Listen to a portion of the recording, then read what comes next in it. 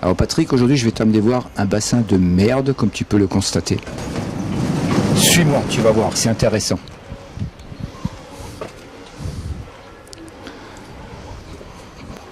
Alors effectivement, il y a de quoi faire, hein. Donc tu vois, la filtration ici pose pas de problème. On a beaucoup de bacs de filtration et on va voir tout au fond là-bas derrière. Tu peux voir, tu peux apercevoir, caché au fond, il y a quand même quelque chose qui a l'air d'être intéressant. Mais on va s'approcher.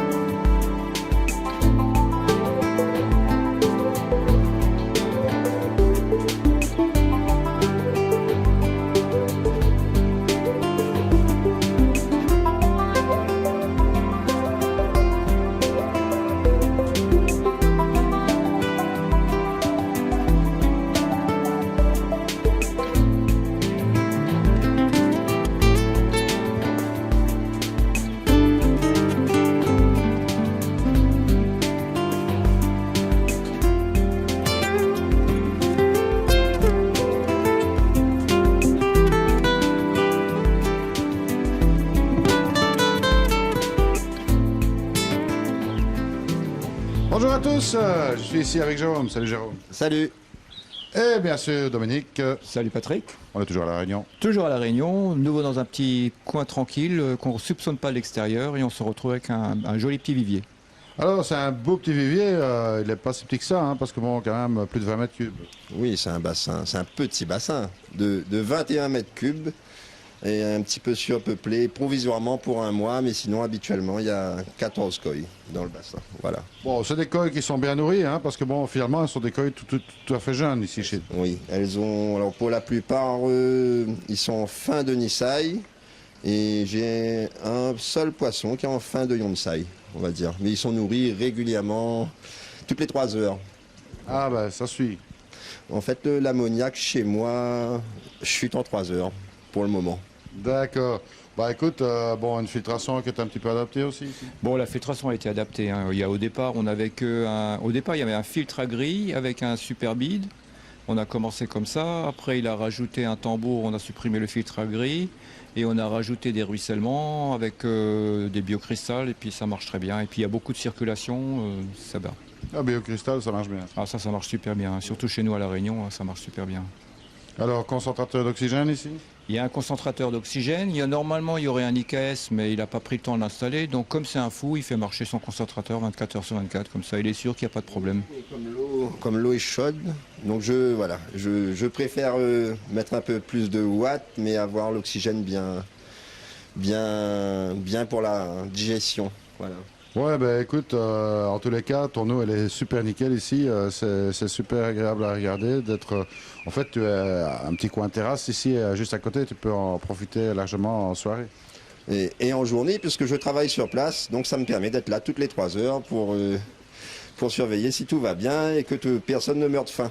C'est ça. Bon, pas de distributeur, c'est toi le distributeur. Je suis un distributeur performant. Ouais. Ah ouais, ça marche tout seul, ça. Et quand il n'est pas là, il téléphone à son papa. Papa nourrit les poissons. Oui, au cas où. Au cas où, on ne sait jamais. Parce qu'on ne sait jamais, hein, si jamais, oui, c'est vrai que bon. J'étais anémié, ouais. Ouais, c'est ça. Bon, il risque pas trop l'anémie là pour l'instant. Non. Ben voilà. Et alors, qu'est-ce que je peux vous dire d'autre? Donc, tous les poissons viennent du Japon via Koizen. Et les précieux conseils de Dominique et Richard. Alors, Jérôme, toi, tu as fait aussi le tour au Japon. Voilà, je suis allé à la chasse au koi avec eux. Et à la base, bon, c'est vrai que c'était pour la chasse au koi, mais finalement, je reviens passionné de Japon. Voilà. Donc, tu y retournes un jour ou l'autre? Obligatoirement, oui.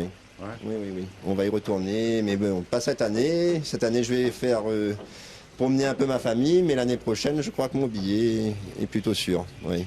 C'est ça. Alors bon, si jamais vous avez besoin d'une toilette mobile, ben Jérôme, c'est le grand spécialiste. Il y en a 3 sur l'île. Je suis le roi des chiottes. Voilà. Donc je loue des toilettes mobiles pour l'événementiel et le chantier. Voilà. Ah, bon prix, bon service, et tout fonctionne bien. Voilà, comme une fois que c'est installé, il ne reste plus qu'à gouverner. C'est ça, on gouverne. Autre chose à raconter sur ce bassin? Bah oui, ce bassin, il a une histoire parce que la première fois que j'ai vu Jérôme, c'était au début où je suis arrivé à La Réunion, donc c'était en 2011. Il est venu avec sa femme et les enfants et il voulait acheter des poissons colorés. Donc il a pris un Kikokuryu qui était relativement beau.